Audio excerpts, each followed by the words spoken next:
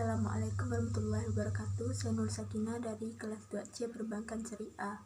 Di sini saya akan menjelaskan tentang ta'aruf baina aidilat. Yang pertama, saya akan membahas definisi ta'aruf baina aidilat. Secara etimologis, ta'aruf yaitu artinya saling bertentangan. Ta'aruf al-dila adalah pertentangan antara beberapa dalil tentang suatu masalah tertentu. Misalnya, dalil yang satu menyatakan bahwa perbuatan tersebut wajib dilakukan, sedangkan dalil lainnya menetapkan sunnah. Menurut Dr. Wahbah Zulaihi, tidak ada dalil nas yang saling bertentangan. Adanya pertentangan dalil syara itu hanya menurut pandangan mujtahid, bukan pada hakikatnya. Dalam kerangka pikir inilah, maka ta'arud mungkin terjadi pada dalil-dalil yang qat'i maupun zani. Adapun ta'arud al-adillah menurut kajian ilmu usul fikih adalah berhadap-hadapan dua dalil dengan cara yang saling bertentangan. Ulama usul fikih melihat bahwa ta'arud tidak hanya terjadi di sekitar ayat-ayat Al-Quran dan hadis, tetapi juga di antara dua kias antara kaidah-kaidah yang digunakan dan dalil-dalil yang menyebabkan berbeda pula produk hukum yang dihasilkan. Hal yang penting yang perlu kita ketahui tentang ta'arud adalah bahwa kontradiksi dua dalil syara tidak mungkin terjadi kecuali apabila ada dalil itu sama kuatnya.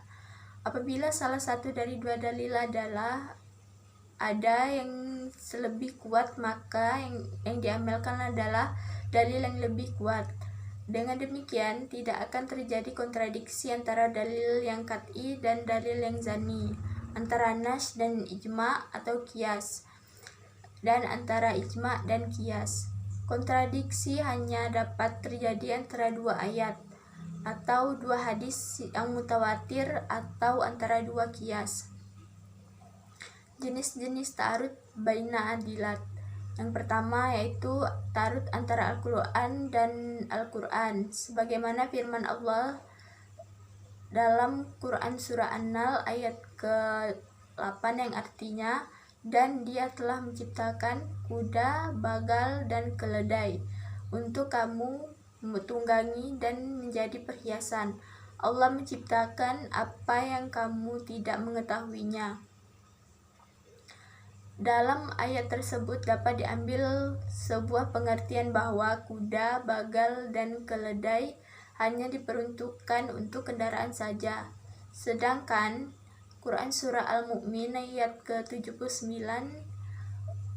yang artinya Allah lah yang menjadikan binatang ternak untuk kamu, sebagiannya untuk kamu kendarai dan sebagiannya untuk kamu makan.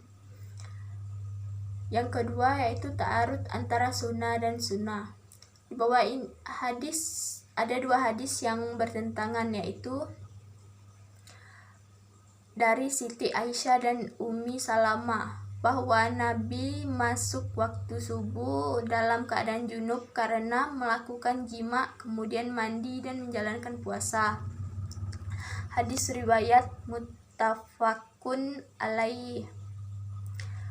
Hadis ini bertentangan dengan hadis berikut ini, yaitu bila telah dipanggil untuk sembahyang subuh sedangkan salah satu di antaramu dalam keadaan junub, maka jangan puasa pada hari itu, yaitu hadis riwayat Imam Ahmad dan Ibnu Hibban. Yang ketiga, ta'arud antara sunnah dengan qiyas. Ta'arud antara sunnah dengan qiyas dapat dilihat dalam contoh tentang ukuran hewan untuk akikah berdasarkan sunnah. 1 kambing untuk putri dan 2 kambing untuk putra. Berdasarkan hadis riwayat Asma binti Zaid, yaitu akikah itu sesuatu yang mesti dikerjakan untuk anak laki-laki 2 kambing dan untuk anak perempuan 1 ekor kambing. Bagi yang berpegang pada qiyas, maka untuk akikah ini boleh hewan yang lebih besar, unta lebih unta lebih dari sapi dan sapi lebih dari kambing. Ini hampir pendapat sebagian besar fuqaha. Sedangkan yang berpegang pada bunyi hadis di atas adalah Imam Malik, bahwa akikah itu dilakukan dengan menyembelih kambing. Ta'arud antara kias dengan kias. Contohnya adalah pengkiasan masalah perkawinan Nabi Muhammad SAW terhadap Siti Aisyah, sebagaimana diriwayatkan Bukhari Muslim, yang artinya dari Aisyah beliau berkata, Rasulullah mengawini saya ketika saya berumur 6 tahun dan mengumpuliku ketika saya sebagai gadis yang telah berumur 9 tahun. Hadis riwayat Muslim dari Aisyah. Berdasarkan hadis tersebut, dapat diambil sebuah hukum kebolehan mengawinkan orang tua terhadap anaknya yang belum dewasa tanpa izin yang bersangkutan yang masih di bawah umur. Demikian pendapat Hanafiyah, sedangkan ulama Syafi'iyah menganggap karena kegadisannya. Dan saya akan membahas kedudukan ta'arud baina aidilat. Dalil-dalil yang menjadi kajian ta'arud al-adilah adalah dalil-dalil yang derajat dan kualitasnya sama. Keduanya merupakan hadis-hadis yang sahih, sehingga apabila terdapat perintangan harus dicari solusinya. Al-Saraksi berpendapat bahwa syarat ta'arud yaitu jika kedua dalil menyatu waktu dan kedudukannya, karena kontradiksi tidak terwujud jika antara keduanya terdapat dua waktu dan kedudukan yang berbeda, baik secara materi maupun hukum. Misalnya antara malam dan siang tidak dapat menggambarkan adanya penyatuan karena sebagian waktu ada siang dan ada malam, seperti antara hitam dan putih yang terhimpun dalam satu materi dan dua kedudukan. Hal itu tidak menggambarkan adanya penyatuan kedudukan. Demikian pula, hukum kedua dalil yang kontradiksi harus menyatu. Jika hukum nikah menghendaki kehalalan dengan melakukan pernikahan, lalu dalil lain mengharamkan menikah dengan ibu dan anaknya, maka hal itu tidak dianggap ta'arud, karena tidak memiliki penyatuan kedudukan. Syarat ta'arud yang lain adalah salah satu dari keduanya mewajibkan sesuatu yang dapat menasak dalil lain. Nasak dapat terjadi jika diketahui sejarah kedua dalil tersebut. Contoh ta'arud baina al-dilat. Misalnya, ada ayat yang mewajibkan kita membuat wasiat untuk orang tua dan kerabat. Namun, pihak lain ada hadis yang melarang wasiat itu kepada ahli waris. Contoh penyelesaian ta'arud dengan metode al-jama'u wal al-taufiq atau menggabungkan dan mengkompromikan. Dalam surah Al-Baqarah ayat ke-234 menyebutkan setiap perempuan yang ditinggal mati suami, baik hamil maupun tidak hamil, wajib beriddah selama 4 bulan 10 hari. Dan dalam surah At-Talaq ayat ke-4 menyebutkan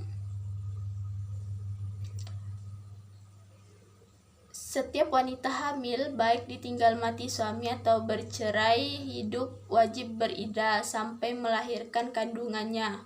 Dengan demikian, antara dua ayat tersebut bila dilihat sepintas lalu terdapat pertentangan mengenai iddah wanita hamil yang ditinggal mati suami.